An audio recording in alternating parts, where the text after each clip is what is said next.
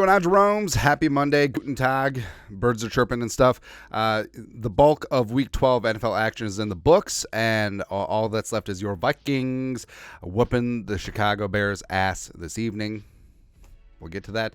But look around the league. We're going to do our Tell the Truth Monday, but a league-wide edition. So, as of right meow, the Ravens are the 1 seed in the AFC after putting a whooping on the Los Angeles Chargers, who are straight up bad. I mean,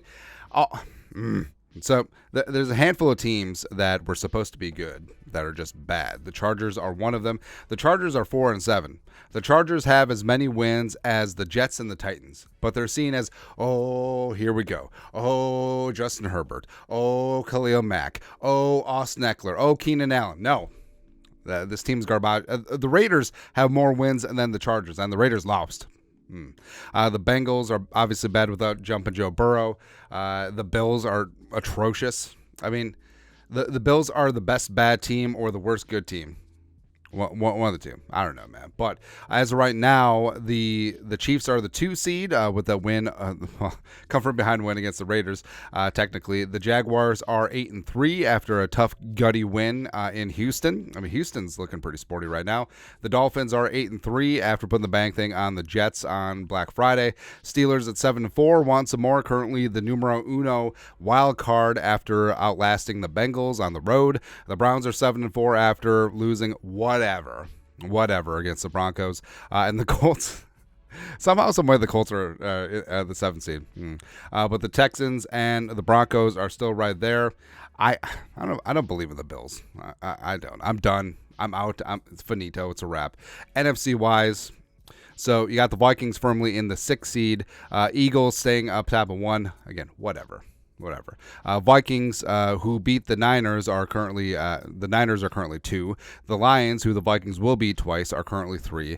The Falcons, who the Vikings beat, currently at 4. The Cowboys, whatever. At 5, the Seahawks, who the Vikings would whoop on, are currently 7.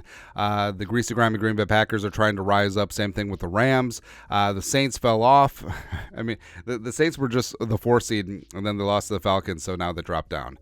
But yeah, it's kind of rough all the way around. I mean, the Saints, the Saints are only a game and a half up on the Giants. It's crazy, man. And as of right now, the draft order is like this. Carolina has given their pick over to the Bears. Bears have 1-4. The Cardinals are at 2. Patriots at 3. Washington at 5, etc., yada, yada, yada. Now, I can't wait until the Bears ruin Caleb Williams at 1, and also maybe they make a move for Marvin Harrison Jr. at 4. Sucks. But, Marvin Harrison, after getting ruined by the Bears, come over to Minnesota. I love it. Just taking that beautiful pathway like DeMarcus Robinson and Bobby Wade and Bernard Berrian before. Woo. Oh, Devon Aroma should do too. But 10 truths around the league. Number 1, Lions are frauds. We knew it. You knew it. The American people now know it. But 8-3, again, whatever. They should have lost against Chicago 2 weeks ago. They lost to Green Bay. They got exposed by Jordan Love. Jared Goff has 6 turnovers in 2 games. Their defense literally cannot stop anyone.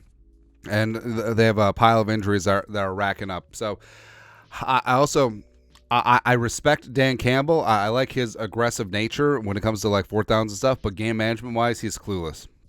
He literally has no idea what he's doing. So, I mean, the Lions are a great story. The roar has not been restored. And frankly, I do think that the Vikings could and should steal the division from the Detroit Lions. We're coming, baby. I'm moving to 7-5, staying alive, heading into the bye. And then Lions drop a couple games. Vikings take care of the business against Detroit. Go ahead. Number 2, no one is scared of the Packers. And I understand that people are trying to make a big deal. It's like, oh, well, the Packers beat the Lions on the road and all that stuff. I do not care. I mean, their defense does not scare you, although it's supposed to. Like, on paper, on purpose, their defense is supposed to be solid. But Joe Barry's whatever. Jordan Love is, again, for the love of everything that's holy, have Jordan Love play well enough that they just give him $40 million a year. His receivers are ass. Thank you. Aaron Jones been dinged up. They have injuries along the offensive line. Blah, blah, blah, blah, blah, blah, blah. They're blaming everything on injuries. The Vikings don't have JJ. The Vikings don't have Kirk Cousins. So I don't want to hear about injuries. Nada. But no one is scared of the Packers. But I also do think that the Packers will make the playoffs because of truth number 3. The Seahawks won't make the playoffs. I think the Seahawks are in a bit of trouble because Geno has sort of reverted. Kenneth Walker III is out with an injury, and I mean, they can't seem to be consistent. And the Seahawks last year were far superior than this year's Seahawks. Plus, they've lost 2 games in a row after starting out 6-3, and their next 3 games are at Dallas, at San Francisco, and against Philly. So could be a little bit rough. Like they could be 6-8 very, very easily going forward. Next up, truth number 4, the Jets need a hard reset. And the Jets got seduced by Aaron Rodgers. Like, hey, I'm Aaron Rodgers. I'll take care of the offense. Hey, I'll bring in Nathaniel Hackett. Hey, bring in my buddies. Give Alan Lazard $44 million. Hey, sign Randall Cobb. Sign Mercedes Lewis. Hey, Jordy Nelson, you want to come out of retirement from the Kansas farm? No, you're good. Sign my guy Dalvin Cook, who I know from the NFC North. But the Jets need to cleanse. Like they need to fire Joe Douglas. They need to fire Rob Saleh. They need to Rob Saleh. I feel like he's going to get scapegoated. I think he's a good coach. His defense is still top dog, but his decision making in terms of sticking with Zach Wilson way too long and also starting Tim Boyle and continuing to roll with Tim Boyle is just it's fireable. It's a fireable offense. It is, and I know that they're kowtowing to Rodgers, and that's why everyone needs to go. Like they need to trade Rodgers too. Like find some sucker to take on that contract and move. Just move them, and then completely tear this thing down and rebuild from the studs up. Next up, number 5, the Saints are a garbage heap.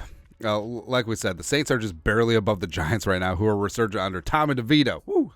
It's a great story, man. But the Saints, they lost on the road against the Falcons, 24-15. Derek Carr threw a pick 6 to Jesse Bates, and like we said, I mean, Jameis gives them a better chance to win. Derek Carr is not the answer. Derek Carr is exactly who you thought he was, and he's just taking up cap. He's just taking up money from the Saints, and the Saints are literally in cap hell next year. Like they may be out of moves. They certainly painted themselves into the corner where you can have flexibility by kicking the can down the road with cap, but if you saddle yourself up with too much dead cap or you sign too many large contracts where they have to be on the team or all that dead cap comes due like Derek Carr, I mean, you're set up for failure. Like the league may have to take over this team. Next up, number 6, the Patriots need to fire Belichick. And it's weird that we got into this point, but it's clear that Belichick is solid defensive mind. We've seen that throughout the years of the Patriots defenses and with the Jets and even go back to the Browns. But Tom Brady made Bill Belichick. He like the ultimate cheat code is having the greatest quarterback of all time. Tom Brady is the greatest quarterback of all time. But the Patriots are 2-9. He has completely bungled the quarterback situation. Mac Jones is not it. Bailey Zappi is not it. They didn't make a move to bring on a quarterback. They brought Cam Newton in for whatever reason.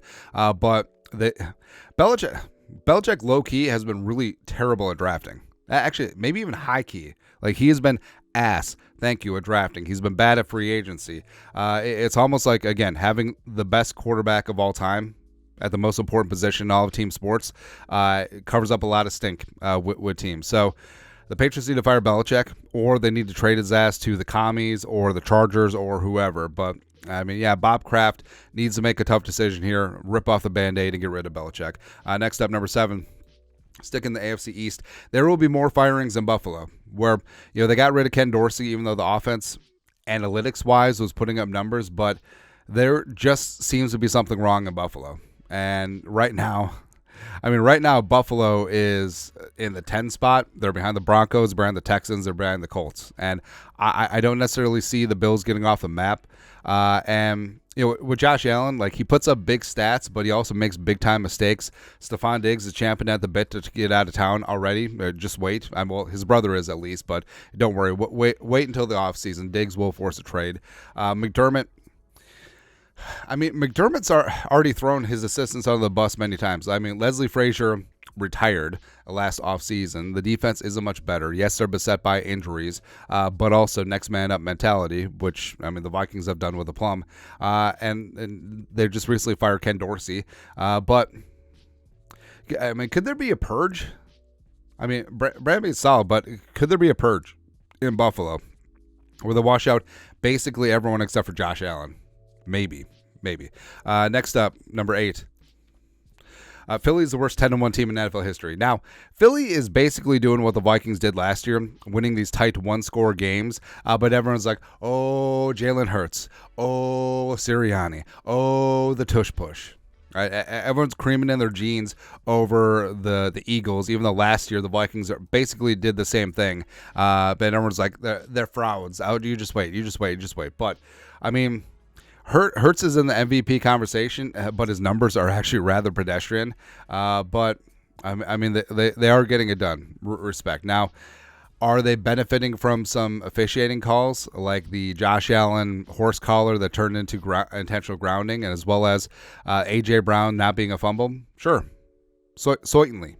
We've seen that before, but I'm not scared of the Eagles. The Vikings should beat the Eagles week 2, except they fumbled the game away. We all know that story, but it's okay. I cannot wait until the Eagles get exposed as frauds. I mean, Eagles-Niners is going to be a good game. I have a lot more respect for the Niners than I do the Eagles. Next up, number 9. Brandon Staley needs to be fired. So, again, the Chargers have as many wins as the Titans and the Jets. And they were supposed to be the cat's ass team. Like, they were supposed to be like the dark horse to challenge the Chiefs. They were supposed to be, the everyone's darling out in L.A. And Justin Herbert is a below 500 quarterback. He is.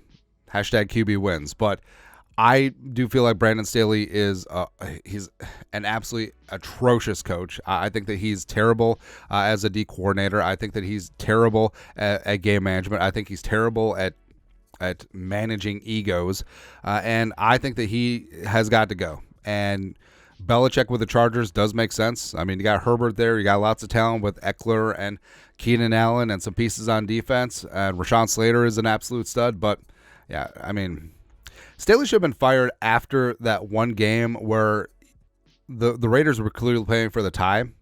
And then Staley took that time out, and then the Raiders won, and the Chargers were knocked out of the playoffs, and the Steelers got in for Big Ben's last season. So stupid. Anyways, lastly, number 10, truth for Week 12. The Ravens are going to the Super Bowl, and the Ravens will play the Vikings. It will be purple on purple Super Bowl. Nurple. But the Ravens right now, I mean, that defense is legit, and I just love how EDC just completely reloads that front seven every single year, whether it's free agency, whether it's timely trades, whether it's the draft. And again, the Ravens are always drafting at the back end of the first round, and they always are able to get it done, whether they take a great player or they trade back or do whatever. But the Ravens, I mean, especially with Lamar getting settled into that offense. Zay Flowers had 2 touchdowns against the Chargers. He's really settling in. And even though they don't have Mark Andrews, I mean, the Ravens, I'll take the Ravens over the Chiefs. I'll take the Ravens over the Jaguars, obviously. The Dolphins can't beat anyone good. The Steelers, the Browns, the Colts. Who in the AFC scares you?